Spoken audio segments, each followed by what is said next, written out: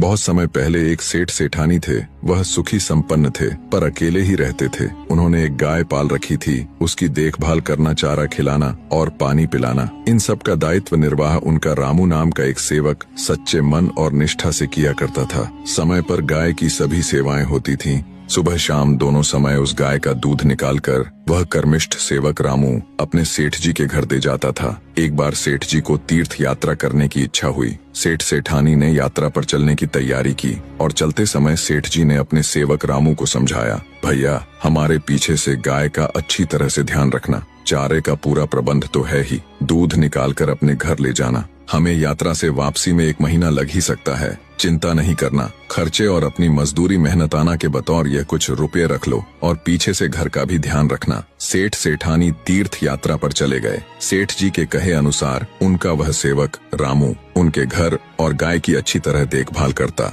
और गाय का दूध निकालकर अपने घर ले जाता, लेकिन दूध को अपने घर के आंगन में फैला देता। वही गली मोहल्ले के कुत्ते पिल्ले वहां आकर दूध को चाट चाट कर पीते। रामू की भोली भाली पत्नी ने अपने पति के दूध फैलाने पर उसी दिन उसे टोका, दूध को फैलाने से क्या लाभ, हमारे इन दोनों छोटे छोटे बच्चों को दूध पीने को मिल जाए, इससे अच्छी बात क्या हो सकती है। आपको सेठ जी कहकर गए हैं कि दूध घर ले जाना। रामू ने पत्नी को कहा कि नहीं नहीं, इन बच्चों को दूध पिलाकर। पत्नी ने फिर बीच में ही टोक दिया, आदत खराब नहीं करनी, यही कहना चाहते हो ना। उसने अपने पति की बात को समझने की कोशिश नहीं की, पर उसने कोई तर्क वितर्क नहीं किया। गृह शांति बनी रही। रामू हर रोज दूध निकालकर सेठ जी के कहने से दूध को घर ले जाता और अपनी समझ से दूध को घर के आंगन में डाल देना उसकी दैनिक क्रिया बन गई। गली मोहल्ले के कुत्ते पिल्ले उस दूध को चट कर जाते। लगभग 1 महीना बीता। सेठ सेठानी तीर्थ यात्रा से वापस आए। रामू ने गाय का दूध निकाला और सेठ जी के घर पर दूध रख दिया। इसके बाद रामू अपने घर आया।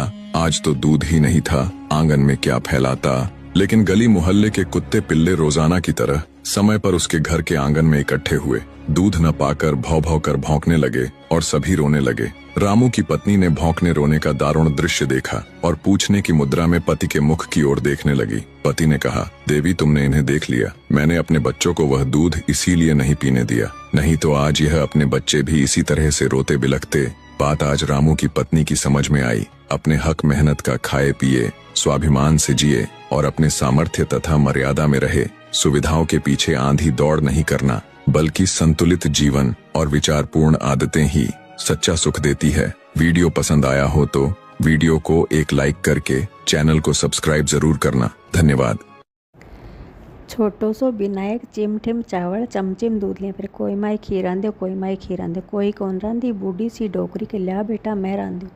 क्या माँ मोटो सारू चिरू चढ़ा जे, मोटो सारू चिरू चढ़ा दियो। खदबद खदबद खीर सीज गई डोकरी, माँ को मन चाल गयो।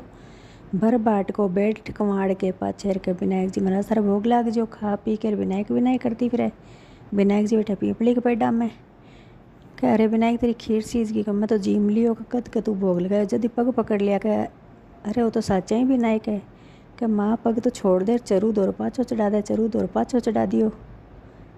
के करूँ कि अड़िए बांट पड़िए बांट, कुंवारियाँ का ब्याह कर दे, बयां का मुकलावा कर दे। अड़िए बांटी पड़िए बांटी, कुंवारियाँ का ब्याह कर दिया, बयां का मुकलावा कर दिया।